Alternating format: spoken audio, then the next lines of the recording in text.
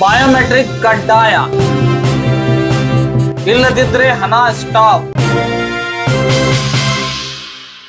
ಗಮನಿಸಿ ಮಹಿಳೆಯರೇ, ನೀವೇನು ನಿಮ್ಮ ಬಯೋಮೆಟ್ರಿಕ್ ನವೀಕರಣ ಮಾಡಿಸಿಲ್ಲ ಅಂದ್ರೆ ತಕ್ಷಣ ಮಾಡಿಸಿಕೊಳ್ಳಿ. ಯಾಕಂದ್ರೆ ಬಯೋಮೆಟ್ರಿಕ್ ಅಪ್ಡೇಟ್ ಮಾಡದಿದ್ದರೆ ನಿಮ್ಮ ಖಾತೆಗೆ ಬರುವ ಹಣ ಸಂಪೂರ್ಣವಾಗಿ ಸ್ಟಾಪ್ ಆಗುತ್ತೆ ಎಂದು ಸಚಿವೆ ಲಕ್ಷ್ಮಿ ಹೆಬ್ಬಾಳ್ಕರ್ ಅವರು ಸ್ಪಷ್ಟಪಡಿಸಿದ್ದಾರೆ.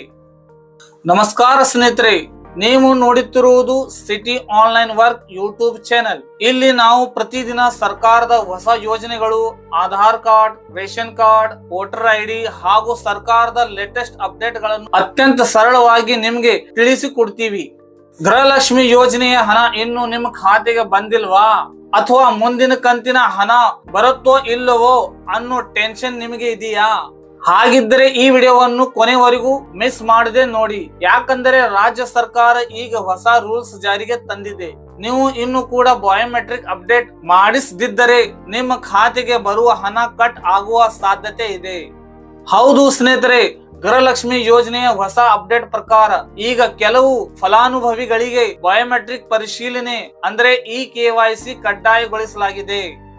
ಸರ್ಕಾರದ ಮಾಹಿತಿ ಪ್ರಕಾರ ಯಾರು ಒನ್ ಟೈಮ್ ಬಯೋಮೆಟ್ರಿಕ್ ಪ್ರಕ್ರಿಯೆಯನ್ನು ಪೂರ್ಣಗೊಳಿಸುವುದಿಲ್ಲವೋ ಅಂತವರ ಮುಂದಿನ ಕಂತಿನ ಹಣ ತಾತ್ಕಾಲಿಕವಾಗಿ ಸ್ಥಗಿತಗೊಳ್ಳಲಿದೆ. ಈ ಬಯೋಮೆಟ್ರಿಕ್ ಪ್ರಕ್ರಿಯೆ ಮಾಡುವ ಮುಖ್ಯ ಕಾರಣ ಏನು? ಆದಾಯ ತೆರಿಗೆ ಪಾವತಿದಾರರು ಮತ್ತು ಮೃತಪಟ್ಟವರ ಹೆಸರಿನಲ್ಲಿ ಅಕ್ರಮವಾಗಿ ಹಣ ಪಡೆಯುತ್ತಿರುವುದನ್ನು ತಡೆಯಲು ಸರ್ಕಾರ ಈ ಕಠಿಣ ಕ್ರಮ ಕೈಗೊಂಡಿದೆ. ಬಯೋಮೆಟ್ರಿಕ್ ನವೀಕರಿಸದಿದ್ದರೆ ಖಾತೆಗೆ ಹಣ ಜಮೆಯಾಗುವುದಿಲ್ಲ ಎಂದು ಮಹಿಳಾ ಮತ್ತು ಮಕ್ಕಳ ಕಲ್ಯಾಣ ಸಚಿವೆ ಲಕ್ಷ್ಮಿ ಹೆಬ್ಬಾಳ್ಕರ್ ಅವರು ಸ್ಪಷ್ಟಪಡಿಸಿದ್ದಾರೆ. ನಕಲಿ ಫಲಾನುಭವಿಗಳಿಗೆ ಬ್ರೇಕ್ ಹಾಕಿ ಕೇವಲ ನಿಜವಾದ ಅರ್ಹ ಮಹಿಳೆಯರಿಗೆ ಮಾತ್ರ ಸರ್ಕಾರದ ಹಣ ತಲುಪಲಿ ಎಂಬುದು ಇದರ ಉದ್ದೇಶವಾಗಿದೆ. ಹಾಗಾದರೆ ಈ ಬಯೋಮೆಟ್ರಿಕ್ ಮಾಡಿಸಲು ನೀವು ಏನು ಮಾಡಬೇಕು?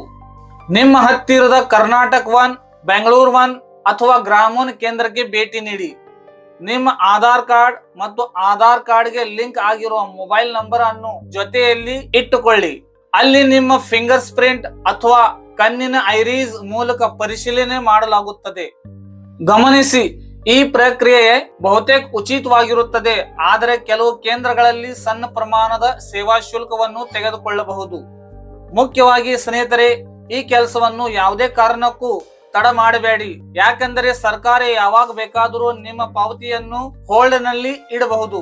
ಹಾಗಾಗಿ ನಿಮ್ಮ ಹೆಸರಿನಲ್ಲಿ ಅಥವಾ ನಿಮ್ಮ ಮನೆಯವರ ಹೆಸರಿನಲ್ಲಿ ಗೃಹಲಕ್ಷ್ಮಿ ಹಣ ಬರುತ್ತಿದ್ದರೆ ಹಿಂದೆ ಒಮ್ಮೆ ನಿಮ್ಮ ಬಯೋಮೆಟ್ರಿಕ್ ಸ್ಟೇಟಸ್ ಅನ್ನು ಪರಿಶೀಲಿಸಿಕೊಳ್ಳಿ.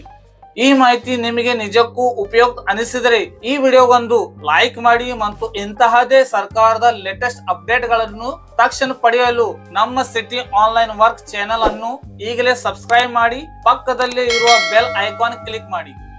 ನಿಮಗೆ ಈ ಯೋಜನೆಗೆ ಸಂಬಂಧಿಸಿದಂತೆ ಯಾವುದೇ ಪ್ರಶ್ನೆಗಳಿದ್ದರೂ ಕೆಳಗೆ ಕಾಮೆಂಟ್ ಮಾಡಿ ಕೇಳಿ. ಇಂತಹದೇ ಮತ್ತೊಂದು ವಿಡಿಯೋದಲ್ಲಿ ಭೇಟಿಯಾಗೋಣ. ಅಲ್ಲಿವರೆಗೂ ಜೈ ಹಿಂದ್, ಜೈ ಕರ್ನಾಟಕ.